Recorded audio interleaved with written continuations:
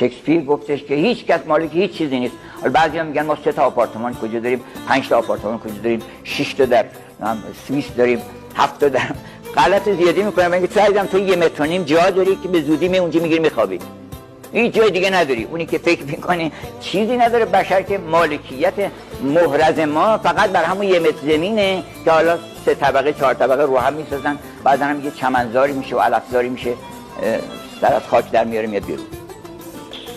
این خبر اول عالمه، یعنی بزرگترین خبری که در عالم هست اینه.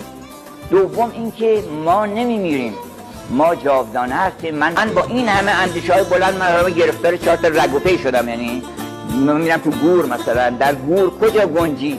چون نور خدا داری، تو که به خدا داری فکر میکنی، به ابدیت داری فکر میکنی، به جا. مردم عجیبه که از گور میترسن، در حالی که گوری وجود نداره، جایی نیست که ما رو بتونه در خودش جا بده.